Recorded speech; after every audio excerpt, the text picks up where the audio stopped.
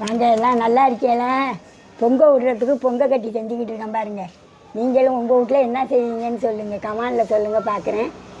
நானுங்க இந்த மாதிரி 5 கல் 3 கல் வச்சு 5 கட்டி செஞ்சு அதெல்லாம் வச்சு பொங்கல் விடுவோம் வாசலில்.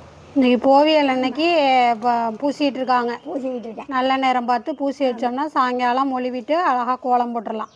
அதுக்காக தான் இப்போ போட்டுக்கிட்டு இருக்கேன். உங்கள் வீட்லேயே என்ன செய்கிறீங்கன்னு சொல்லுங்கள். இன்றைக்கி வீடெல்லாம் தொடச்சிட்டு கோலம்லாம் போட்டு ஆமாங்க, சாயங்காலம் அந்த வேலையெல்லாம் பார்க்கணும். பான் சட்டி வாங்கிட்டு வந்துட்டியே, நல்லா இருக்குமே. நல்லா இருக்கா? சூப்பர் பானையாக இருக்கு. ஒரு சட்டியும் 2 பானையும், சின்ன சின்ன குண்டு சட்டி தான். அது போரும் இது சின்ன பானை. ஆமாம், இது பெரிய பானை. ஆமாம். இது சாம்பார் சட்டி. சூப்பர். இது இது சட்டி ஒரு பானை கூட. சட்டி பானையெல்லாம் என்ன காசு? 3 3 இந்த ஆப்பேங்க இந்த இருக்கு 500 ரூபா.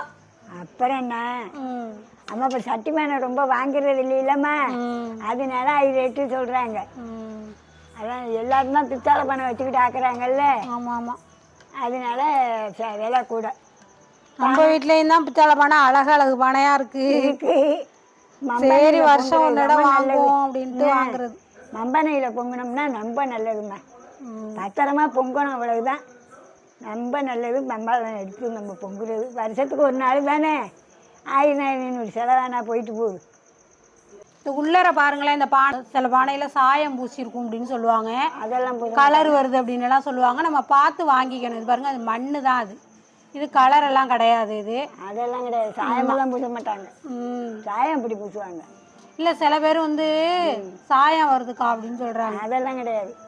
ஆனால் எங்கள் ஊரில் இந்த ஆப்பை தான் போட்டு கொண்டு கிண்டுறது. இப்போ தாங்க போய் வாங்கிட்டு வரேன். என்னன்னா இன்னைக்கு ஒரு முக்கியமாக ஒரு இடத்துக்கு போக வேண்டிய வேலையாக போயிடுச்சு. அதுக்குன்னு போயிட்டோம். ஆமாம், அதான் அன்னைக்கு பொழுது அங்கே போயிடுச்சு. நிலைக்கெல்லாம் பட்டை போட்டு பொட்டெல்லாம் வச்சுட்டு இப்போ தான் பொட்டு வச்சுக்கிட்டு இருக்கேன். அழகாக எல்லாத்துக்கும் பொட்டு வச்சாச்சு. பாருங்கள் எப்படி வச்சுருக்கோன்னு. காலையில் தான் அதுக்கெல்லாம் பூவெல்லாம் வைக்கணும். இப்போ கொண்டு போய் வச்சுட்டு மாக்கோலம் தான் போட போகிறேன் வாசலில். பச்சரிசி ஊற வச்சு மிக்சியில் நல்லா நைஸாக அரைச்சி எடுத்து இது மாதிரி தண்ணியாக கரைச்சிக்க வேண்டியதான். நீங்கள் அரிசி மாவில் கரைச்சிட்டு போட்டிங்கன்னா அந்தளவுக்கு வராது. அரிசியை ஊற வச்சு தான் அரைக்கணும். அப்போ தான் நல்லா வரும் கோலம் போட. நல்லா பளிச்சுன்னு கிடக்கும் கோலம் போட்டோம்னா. இப்போ கோலம் போட்டுருவோம் வாசல்ல எல்லாம், பொங்கல் வைக்கிற இடத்துல எல்லாம். கோலம் அழகாக போட்டுட்டு பார்ப்போம். கோலமாக போட்டிருக்கேன். நல்லா காயணும். காஞ்சோன்னு தான் நல்லா வெள்ளை வெள்ளேர்னு வரும். ஓரளவுக்கு தாங்க கோலம்லாம் போட முடியும். நல்ல ஃபினிஷிங்கெல்லாம் வராது. நம்ம கையால் விரலால் இழுக்கிறோம்ல, நல்ல ஃபினிஷிங்காக வராது. அப்புறம் இந்த பொங்கல் கட்டிலெல்லாம் கோலம் அது மாதிரி போட்டாச்சு. அவ்வளோதான். இனிமேல் காலையில் பார்க்கலாம். விடிய காலம்பரே திட்டாணி போட்டுக்கிட்டு இருக்காங்க. ஆமாம் ஆமாம், திட்டாணி போடுறேன். நீங்கள்லாம் திட்டாணி போடுற பழக்கம் இருந்தா? திட்டாணி எப்படி போட்டுக்கணுங்கள? சின்னதாக போட்டிருக்கோம் அப்போல்லாம். ஆனால் பெருசாக போடுவாங்க. சின்னதாக போட்டுக்கலாம். வாசலில் இருக்கிற அளவுக்கு இப்போல்லாம் சின்னதாக போட்டுக்கிறது. அப்புறம் நல்ல நேரம் பார்த்து அடுப்பு கட்டி பொங்க வைக்க வேண்டியதான். இந்த இடத்துல தான் இப்போ அடுப்பெல்லாம் கட்டி பொங்க வைக்கணும்.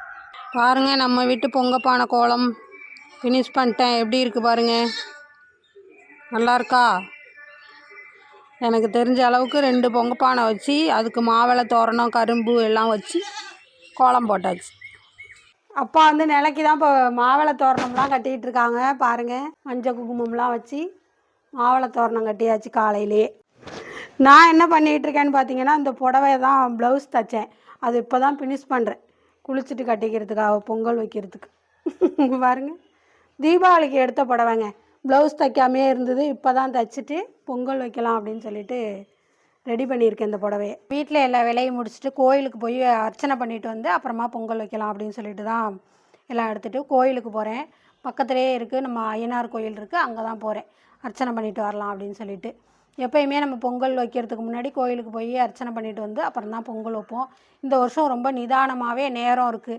12 மணிக்கு மேலே 1 மணிக்குள்ளே பொங்கல் வச்சு 1:30 மணிக்கு மேலே சாப்பிட்லாம் அப்படின்னு சொல்லி எங்கள் ஊரில் ஐயர் பத்திரிக்கை அடித்து எல்லாருக்கும் கொடுத்துருக்காங்க. அதனால் 12 மணிக்கு மேலே தான் பொங்கல் வைக்க போகிறோம். அதனால் நம்மளுக்கு நல்லாவே டைம் இருக்குது. பொறுமையாக எல்லாமே நிதானமாக செய்யலாம். அதான் கோயிலுக்கு போயிட்டு வந்துடலாம் அப்படின்னு சொல்லிட்டு கிளம்பிட்டு இருக்கேன். அம்மா என்ன பண்ணிகிட்டு இருக்காங்கன்னா மொச்சக்காய் தான் உரிச்சிக்கிட்டு இருக்காங்க. மொச்சை வரை உரிச்சிக்கிட்டு இருக்கேன். சாம்பாரில் வச்சா நல்லா இருக்கும்னு. இப்போ போய் கோயிலுக்கு போயிட்டு வந்துருங்கம்மா. கோயிலுக்கெல்லாம் போயிட்டு வந்து ஒரு சட்னி வதக்கியிருக்கேன் பாருங்கள். பட்டை மிளகா, வெங்காயம், தக்காளி, குடமிளகா எல்லாம் போட்டு வதக்கியிருக்கேன். கொஞ்சோண்டு இஞ்சி எல்லாம் போட்டிருக்கேன். எப்பொழுதும் பொங்க வச்சுட்டு தான் சாப்பிடுவோம். இந்த வருஷம் வந்து 12 மணிக்கு மேலே தான் பொங்க வைக்கணும். அதனால இப்போ சாப்பிட்டு பொங்க வைப்போம்ட்டு பொங்க வைக்கிறோம். நீங்கள் எல்லாம் எத்தனை மணிக்கு பொங்க வைக்க போகிறீங்க கமெண்டில் சொல்லுங்கள், பார்க்குறேன். இப்போ சாப்பிட்டுக்கிட்டு இருக்கோம். எல்லோரும் வாங்க இட்லி சாப்பிடுவோம். குடமிளகா சட்னி சூப்பராக இருக்குது. நீங்கள் இது வரைக்கும் ட்ரை பண்ணலாம், ட்ரை பண்ணி பாருங்கள். ரொம்பவே நல்லாயிருக்கு, ரொம்ப அருமை. பொங்கல் சாம்பாருக்கு என்னென்னலாமா காய்கறி அரிஞ்சிக்கிட்டு இருக்கீங்க? இந்த சொல்கிறாம்மா, பாருங்க, பரங்கிக்காய். ஆமாம், பக்கத்து வீட்டில் கொடுத்தாங்க ஒரு கீத்து. இந்த பூசணிக்காய் இது ஒரு வீட்டில் கொடுத்தாங்க, ரெண்டும் வந்துட்டு. ஆமாம், அவரைக்காய், முள்ளங்கி, கேரட்டு, மொச்சக்கொட்டை, சக்குரு கிழங்கு, சேமக்கிழங்கு, கத்திரிக்காய், தக்காளிங்க. இத்தனை 9 காயும் போட்டு சாம்பாருங்க. இந்த மாதிரி கட் பண்ணி போட்டுக்கிறாங்க பரங்கிக்காயை சின்னதாக. அப்போ கொதன்னு சாம்பார் வெறும் காயாக இருக்கும். அதுக்காக குட்டி குட்டியாக தான் கட் பண்ணி போடுவாங்க. இந்த சக்கரவள்ளி கிழங்கு, இந்த சேமக்கிழங்கெல்லாம் வந்து கொஞ்சம் கொஞ்சம் போடுறது. ஃபுல்லாலாம் போடுற மாட்டோம், கொஞ்சோண்டு போடுவோம் சேமக்கிழங்கெல்லாம். சாம்பாருக்கு வந்து பொங்கல் சாம்பாருக்கு இந்த சக்கரவள்ளி, சேமை, பரங்கிக்காய், பூசணிக்காய் அந்த மாதிரி நாட்டு காய்கறி அவசியமாக போடுறதுனால இதெல்லாம் கொஞ்சோண்டு போட்டுக்குவோம். இந்த கொஞ்சமாக சாஸ்திரத்துக்காக போட்டுக்கிறது. மாட்டு பொங்கலுக்கும் அதுமாரி 7 காய் போட்டு 7 கறி ஆக்கலாம். இல்லை 7 காயும் போட்டு ஒரு கறி ஆக்கிப்பிடலாம் ஒன்றா போட்டு. அதான் பழக்கம். இது மாதிரி கொள்ளை அடுப்பில் சாம்பார் வச்சுருவோம். இப்போ நம்ம வெந்நீர் தான் ஊற்றி போட்டிருக்கேன். இந்த வெந்நீர் நல்லா சூடாயிடுச்சா, இப்போ இந்த மாதிரி சூடானோன்னே எடுத்து ஊற்றிட்டு மறுபடியும் வேறு தண்ணி வச்சு அதில் தான் பருப்பு போட போகிறேன். ஏன்னா அந்த மண் வாசம் இருக்கும் அப்படிங்கிறதுனால. அவ்வளோதான், மஞ்சள் கொத்தும் இஞ்சி கொத்தும் வச்சு அது கட்டியாச்சு. அது மாதிரி அந்த பானைக்கும் கட்டிடலாம், அதுக்கும் கட்டிடலாம். பச்சை மஞ்சள் இருக்குல்ல, அதை அம்மியில் வச்சு நரப்புறன்னு அரைச்சி பச்சை அரிசியும் போட்டு அரைச்சி அந்த அடிக்கிறாங்க பாருங்க. பானையில் அப்படி அடிச்சுக்கிறது ஒரு 3 இடத்துல.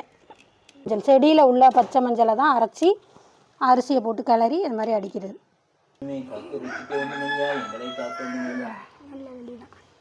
ஓம்டி சூரிய பகவானே, ஒட்டி சூரிய பகவானே, பகவானே பகவானே காத்தர வேண்டும் ஐயா, எங்களை காக்க வேண்டும் ஐயா. சூடாக இருந்தால் இது உலகத்தை அடிக்கும்.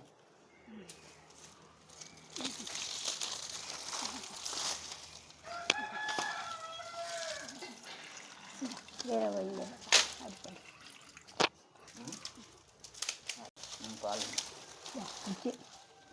போட்டு மொதல் தண்ணியை கலவி கீழே ஊற்றிட்டு 2வது தண்ணி கொஞ்சோண்டு அரிசியும் தண்ணியுமா அப்படி ஊற்றிடும்.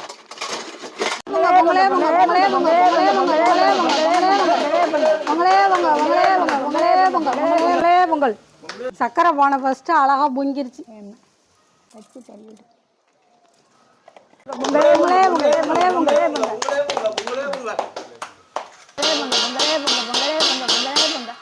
ரெண்டு பானையும் நல்லா அழகாக பொங்கிருக்கு. பொங்கல் சாம்பார் அருமையாக ரெடி ஆகிட்டு பாருங்கள். எல்லா காயும் இந்த மாதிரி குட்டி குட்டியாக வெட்டி போட்டு ஒரு சட்டி நிறையா வச்சாச்சு. வெறும் காய் தாங்க நிறையா அதில் பாருங்கள் எப்படி இருக்குது. அவ்வளவுதான். இது வந்து நான் தாளிக்கலாம் மாட்டேன், அவ்வளவுதான். இதை இறக்கி வச்சுருவேன். இவ்வளவுதான் பொங்கல் சாம்பார். படைக்கிறதுக்கு கொஞ்சமாக எடுத்து வச்சுட்டு பாக்கியை தாளிச்சிருவேன். அங்கே பொங்கல் வச்சாச்சாங்க. அப்படியா? நாங்கள் 1:30க்கு இறக்கலாம் தான், நாங்களும் இறக்கல. பாருங்க பொங்கல், சக்கரை பொங்கல் பாருங்க எப்படி இருக்குன்னு. எல்லாம் போட்டாச்சு, எல்லாம் பொரிச்சு போட்டு சக்கரை பொங்கல் சூப்பராக ரெடி ஆகிட்டு அருமையாக பொங்கல் வச்சாச்சு. இப்போ இறக்க போகிறோம். சிறப்பாக பொங்கியாச்சு. நல்லா சிறப்பாக இருக்கணும், எல்லாரும் நல்லா இருக்கணும். பொங்கல் வச்சு இறக்கியாச்சு. இப்போ சாம்பிராணி போட்டுடலாம். எல்லாருக்கும் இனிய பொங்கல் நல்வாழ்த்துக்கள். எல்லாருக்கும் இனிய வாழ்த்துக்கள், பொங்கல் வாழ்த்துக்கள். எல்லாரும் நீண்ட ஆயுசுக்கும் நல்லா இருக்கணும். பாய்.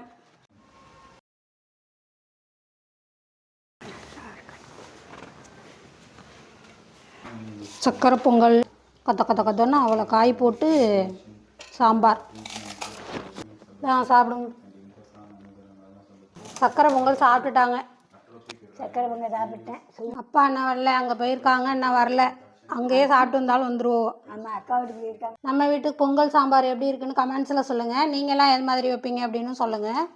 எல்லாரும் பொங்கல் விட்டீங்களா, சாமி கும்பிட்டீங்களா? நாங்கள் சாமி கும்பிட்டு சாப்பிட்டு விட்ருவோம். நீங்கள் எல்லாரும் நல்லா இருக்கணும், நல்லபடியாக 100 ஆயுசு வாழணும், அமோகமாக இருக்கணும்னு இந்த பாட்டி மனமார வாழ்க்கை. ஆளுக்கு ஒரு இலையை போட்டு எல்லாரும் அப்படியே பொங்கல் சாப்பிட்டாச்சு. ஈவினிங் டைமில் பாருங்கள், இந்த இடத்துல இருந்த திட்டாணி எல்லாத்தையுமே எடுத்தாச்சு. அப்படியே வாசலும் அப்படியே தெளித்து வாசல்லையும் ஒரு கோலம் போட்டுட்டு அப்படியே இந்த பக்கம் டீ போட்டாச்சு. இந்த பக்கம் கொஞ்சோண்டு மெது பகடா போடுறதுக்கு தான் ரெடி பண்ணி வச்சுருக்கேன். பாருங்கள், சுட சுட டீயும் கொஞ்சோண்டு மெது பகடாவும் இதையும் பொரித்து எடுத்துக்கலாம்.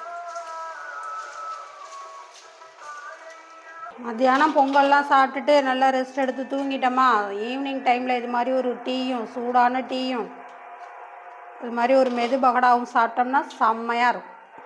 சாப்பிடுங்க. இன்னொரு பையன் தூங்கிட்டு இருக்காப்புல. தாத்தா பாட்டியையும் காணும், பக்கத்து வீட்டுக்கு போயிட்டாங்க கதை பேசுறது. பொங்கல் பண்டிகை இதோட முடியலைங்க, இன்னுமே இருக்குது. அது என்னென்னு தானே பார்க்குறீங்க, இதுக்கு மேலே என்ன இருக்குது அப்படின்னு தானே பார்க்குறீங்க. அது என்னென்னு நெக்ஸ்ட் வீடியோவில் பார்ப்போம். இந்த பொங்கல் பண்டிகை எங்களுக்கு ரொம்பவே சிறப்பாக அமைஞ்சுது. உங்களுக்கெல்லாம் எப்படி இருந்ததுன்னு கமெண்ட்ஸில் சொல்லுங்கள். நெக்ஸ்ட் வீடியோ கண்டிப்பாக பாருங்கள், ரொம்பவே இன்ட்ரெஸ்டிங்காக இருக்கும் அப்படின்னு நினைக்கிறேன். நெக்ஸ்ட் வீடியோவில் பார்க்கலாம். பாய்.